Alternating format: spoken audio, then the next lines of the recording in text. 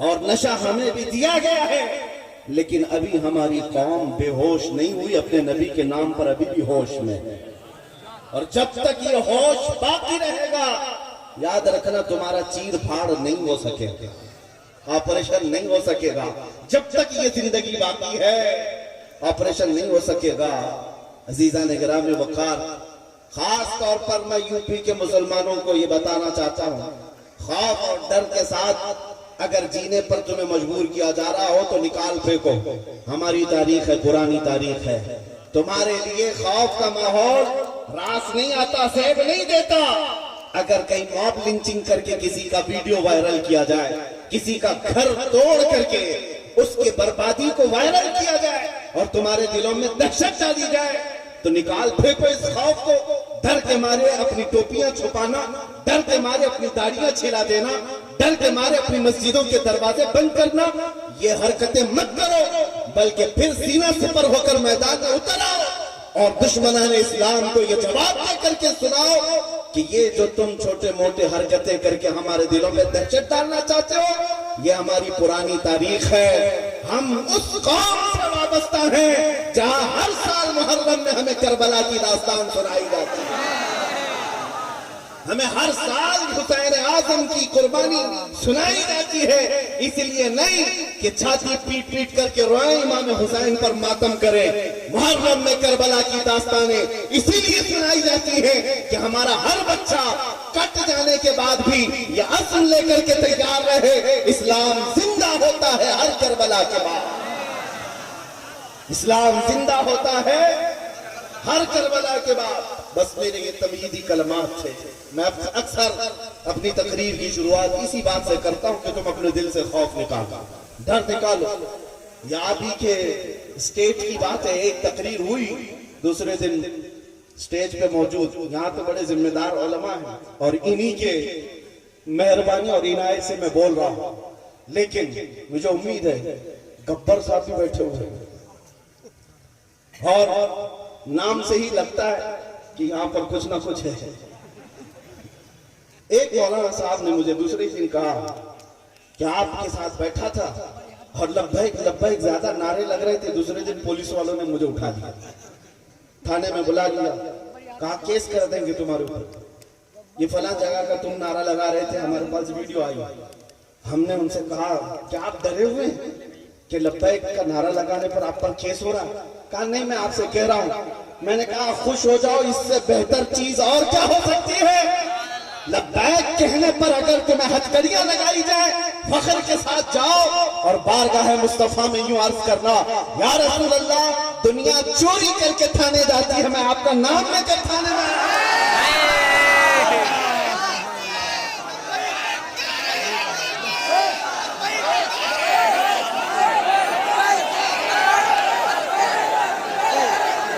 لبیک یا رسول اللہ۔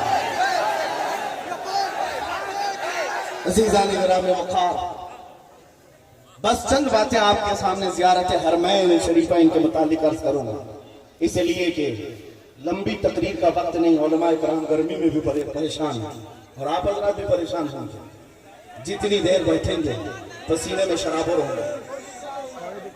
یہ میں بات جانتا ہوں، ایسی آپ نعت خوانوں کو بھی کہتے رہتے ہیں۔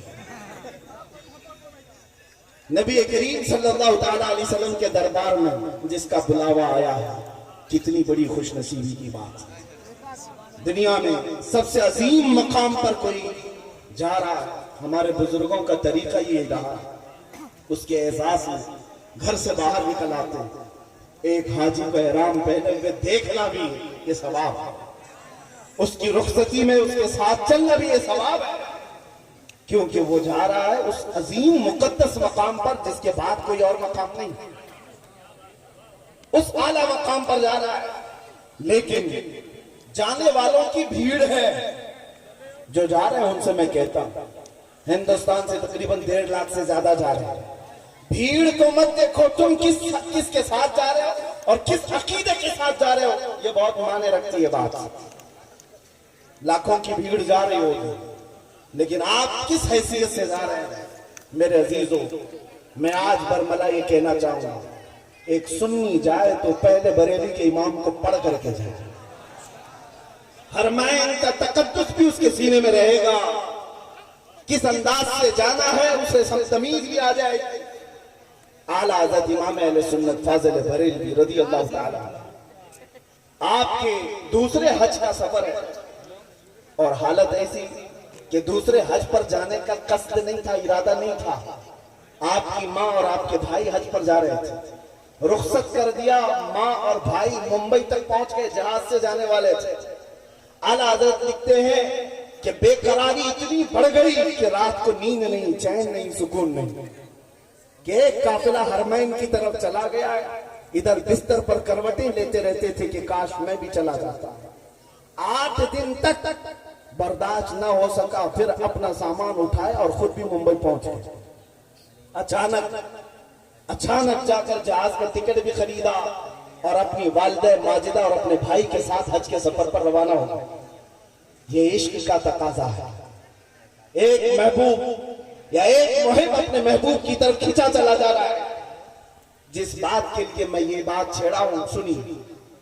لاکھوں کی بھیڑ آج بھی حج پر جا رہی ہے. وہاں جانے کے بعد کچھ لمبی لمبی داڑھی رکھے ہوئے لوگ, ماتھے پر شامی کباب چڑھائے ہوئے, یہ ایسے عقیدے بیان کر رہے ہوتے حج فرض ہے اللہ کی طرف سے. حج ہو جانے کے بعد اب مدینہ جانا ضروری نہیں ہے, اب مدینہ جانا کوئی واجب نہیں ہے. اور پھر اس پر لوگ یہ بھی کہتے ہیں مدینہ اگر جانا ہی ہے تو مسجد نبوی دیکھنے کے لیے جا سکتے ہو, مسجد نبوی میں نماز پڑھنے کے لیے جا سکتے ہو, اس کے علاوہ شریعت میں کچھ نہیں ہے. کس دل کے ساتھ یہ قوم کہتی ہے سمجھ میں نہیں آتا. کس انداز سے یہ اس طرح کی باتیں کرتے ہیں آج تک سمجھ میں نہیں آتا. اعلیٰ حضرت نے سچ فرمایا اور تم پر کوئی میرے آقا کی عنایت نہ سہی, نجدیوں کلمہ پڑھانے کا بھی احسان گیا. آپ سنیے, جن لوگوں نے کہا مدینہ جانے کی ضرورت نہیں اور چلے بھی گئے تو صرف مسجد نبوی دیکھنے کے لیے, اور ایک طرف بریلی کے امام سے پوچھو, اعلیٰ حضرت سے پوچھو آپ حج کے لیے جا رہے ہیں, کیا ارادہ ہے؟ اللہ اکبر. ایک عاشق صادق کہتا ہے ان کے طفیل حج بھی خدا نے کرا دیے, ان کے طفیل حج بھی خدا نے کرا دیے. اصل مراد حاضری اس پاک در کی ہے. ہم تو حج کے لیے نہیں نکلے تھے, عزم تھا بارگاہ مصطفیٰ کی حاضری, لیکن میرے مصطفیٰ کی عنایتوں نے ہمیں حج بھی کرا دیا. ایک عاشق رسول یہ کہتا ہے ہم نبی پاک صلی اللہ تعالیٰ علیہ وسلم کے دربار میں جا رہے ہیں اور ان کے طفیل اللہ تعالیٰ ہمیں حج بھی عطا کرا دیا. عزیزان گرامی وقار, اس عشق کے ساتھ, اس محبت کے ساتھ کوئی حج پر جائے تو اس کی حج کی قبولیت بھی, اس کے حج کی قبولیت ہے. آج 2 باتیں میں عرض کروں گا حرمین طیبین جانے والوں کے لیے. حضرت سفیان ثوری رضی اللہ تعالیٰ کا ایک قول ہے. آپ نے فرمایا تھا کہ ایک وقت آئے گا جب مکہ میں تم دیکھو کہ کعبے سے بلند و بالا عمارتیں بن چکی ہوں گی. اس وقت تک نہیں تھے گھر, اب تو کعبے سے بلند, اتنی بلند کہ آسمان کو چھونے والی عمارتیں بن گئی. آپ نے فرمایا وہ زمانہ ایسا ہوگا کہ یہاں آنے والوں کی 3 قسمیں ہوں گی.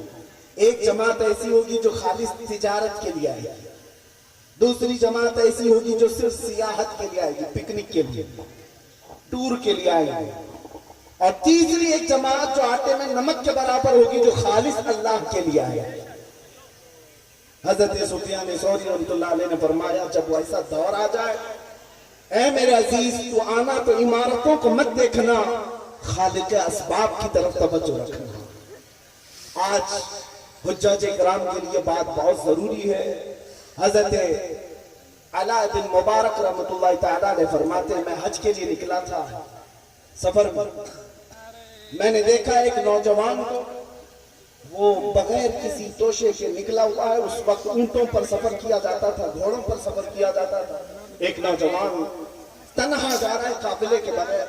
راستے میں حضرت ابن مبارک نے اسے پکڑ کر پوچھا کہاں جا رہا ہے؟ اس نوجوان نے کہا میں حج کے لیے جا رہا ہوں خانہ کعبہ. تو آپ نے پوچھا کہ اس راستے میں سفر کے لیے کوئی چیز نہیں لے جا رہا ہے؟ اس نے پلٹ کر کے حضرت ابن مبارک سے کہا اگر کوئی تمہیں اپنے گھر میں دعوت کے لیے بلائے تو کیا گھر سے اپنے کھانا لے کر کے جاتا ہے؟ میں خود سے نہیں جا رہا ہوں. میں رب العالمین کی دعوت پر جا رہا ہوں، وہی میرے کھانے کا انتظام فرمائے گا۔ حالانکہ یہ توکل کا اعلیٰ درجہ ہے، ہر حاجی کو چاہیے کہ وہ اپنا زیادہ سفر لے جائے۔ توکل کا درجہ یہ تھا۔ حضرت ابن مبارک فرماتے ہیں جب میں حج کے لیے وہاں پہنچا تو خانہ کعبہ کے طواف کے بعد اس نوجوان کو ایک جگہ کھڑے دیکھا، وہ پکار رہا تھا کہ یہ کیسا دستور ہے کہ جب بھی کوئی گھر میں دعوت کر کے بلاتا ہے، میزبان گھر میں ہوتا ہے، مہمان کے آنے کے وقت میزبان ہوتا ہے، اور میں یہاں آ گیا ہوں مہمان بن کر، میزبان کدھر ہے؟ وہ چیخ رہا تھا۔ حضرت ابن مبارک فرماتے ہیں میں اس کے قریب کھڑا رہا، اچانک خانہ کعبہ کے پاس ایک بجلی چمکی اور اسے دیکھ کر کے وہ نوجوان غش کھا کر گر گیا اور پکارنے لگا فزت برب الکعبہ، رب کعبہ کی قسم میں مراد کو پہنچ گیا، اور اسی کے بعد اس شخص کا انتقال ہو گیا۔ ابن مبارک فرماتے ہیں وہ نوجوان کعبہ دیکھنے نہیں، رب العالمین کی دیدار کے لیے آیا تھا۔ عزیزان گرامی وقار، حج بیت اللہ کو جانے والا آج وہاں پر حاجی جا کر کے دیکھتا ہے ہوٹل کے بیڈ کیسے ہیں، ہوٹل کے دروازے کیسے، ہوٹل کی اے سی کیسی ہے، آنے جانے کی گاڑیاں کتنی چمچماتی ہیں، سڑکیں کیسی بنی ہیں، حرم کی عمارتیں کیسی ہیں، اسی میں اس کے 40 دن گزر جاتے ہیں، اسی کیلکولیشن میں رہ جاتا ہے۔ صبح کیا پکایا تھا، دوپہر میں کون سا بوفے لگا تھا، رات کے وقت کھانے کے کتنے انتظامات تھے، اسی سارے معاملات میں وہ اپنا حج کا سفر پورا کراتا ہے۔ عزیزان گرامی وقار، جو حج پر جا رہے ہیں ان کے لیے نصیحت ہے کہ وہ دنیا چھوڑ کر کے جائیں۔ جانتے ہیں جب میرے آقا صلی اللہ تعالیٰ علیہ وسلم جب تشریف لاتے تو یوں عرض کرتے خانہ کعبہ کے احاطے میں، جیتو الیک ہاربا یا اللہ، اے اللہ میں دنیا سے بھاگ کر تیرے پاس آیا۔ جبکہ حضور کے پاس کون سی دنیا تھی؟ نبی پاک صلی اللہ علیہ وسلم نے کون سی دنیا جمع کر رکھی تھی؟ دنیا سے آپ کا ترک تعلق مشہور ہے، آپ کا زہد مشہور ہے، لیکن اس کے باوجود میرے آقا جب حرم کعبہ میں آتے تو کہتے مولا میں دنیا سے بھاگ کر تیری پناہ میں آیا۔ آج کا حال یہ ہے ساری دنیا لے کر کے جا رہے ہیں اور حالات وہاں پر ایسے ہیں۔ ہمارے ایک ساتھی کہنے لگے اب تو عمرے کے واجبات بڑھ گئے، طواف تھا، صحیح تھی، حلق تھی، اب سیلفی بھی واجب ہو گئی۔ ہر ایک کو خانہ کعبہ کے پاس کھڑے ہو کر کے سیلفی لینا ہے، فوٹو لینا ہے۔ حد ہو گئی میرے عزیزوں، بارگاہ مصطفیٰ کی حاضری کے وقت رونگٹے کھڑے ہو جانا چاہیے۔ جس دربار کے سامنے سے ہم گزر رہے ہیں وہاں پر لوگوں کو دیکھا ایک ہاتھ میں چپل ایک ہاتھ میں فوٹو، موبائل ویڈیو کرتے ہوئے وہاں سے گزر گئے، انہیں پتہ بھی نہیں چلا کس کے سامنے آئے تھے۔ جانے والوں سے میں اتنی بات ضرور کہوں گا، تم جس شہنشاہ اعظم کے دربار میں جا رہے ہو تمہیں پتہ ہے وہ مقام کیا ہے؟ ادب کا ہیست زیر آسمان از عرش نازکتر، نفس گم کردہ می آیت جنید و بایزیدی جا۔ آسمان کے نیچے ادب کی ایک ایسی جگہ ہے جہاں وقت کے جنید بغدادی، بایزید بستامی جیسے اولیاء بھی آتے ہیں، اپنی سانسوں کو روک لیا کرتے ہیں۔ وہ سانسوں کو روک لیا کرتے تھے کہ نکلنے والی سانسوں سے کئی بارگاہ رسول کی بے ادبی نہ ہونے پائے۔ لوگوں نے آج تماشا بنا رکھا ہے، لیکن بغداد شریف میں ہم نے دیکھا عراق میں اگرچہ وہاں پر شیعہ لوگوں کی حکومت، کربلا، کوفہ اور نجف کسی کو موبائل اندر لے جانے کی اجازت دیتے ہی نہیں۔ جتنی دیر اندر بیٹھتے ہیں سکون کے ساتھ فاتحہ پڑھتے دعائیں کرتے رہتے سارے لوگ، لیکن یہاں حالات ایسے بن گئے کہ ہر ایک شخص کو دیکھ مسجد نبوی ہو، حرم کعبہ ہو، ہر ایک اپنے موبائل میں مصروف ہے۔ ساری دنیا موبائل میں لے کر کے اندر گیا ہے۔ اس کا اخلاص کب آئے گا، اس کے اندر رقت کب آئے گی؟ وہاں بیٹھ کر کے پوری قوم کو دکھانا ہے کہ میں یہاں بیٹھا ہوں۔ کیا یہ حج کے ارکان میں سے ہو گئے؟ کیا یہ حج کے ارکان ہو گئے؟ عزیزان گرامی وقار، دل کی حضوری کے ساتھ اگر نہیں گیا تو پھر کچھ نہیں۔ وہاں جانے کے بعد وہ اس طرح سے جیسے مجدد دین و ملت نے فرمایا ہے، ایسا گما دے ان کی ولا میں خدا ہے، ڈھونڈا کرے پر اپنی خبر کو خبر نہ۔ یہ کیفیت ہونی چاہیے. ڈھونڈا کرے پر اپنی خبر کو خبر نہ ہو. اور پھر اعلیٰ حضرت کا معاملہ یہ تھا، یاد وطن ستم کی یادشت حرم سے لائی کیوں.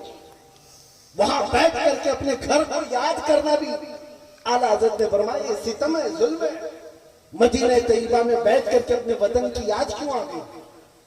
اور پھر اسی پر اعلیٰ حضرت نے فرمایا تھا، پھر کے گلی گلی تباہ ٹھوکریں سب کی کھائی کیوں، دل کو جو عقل دے خدا تیری گلی سے جائے کیوں.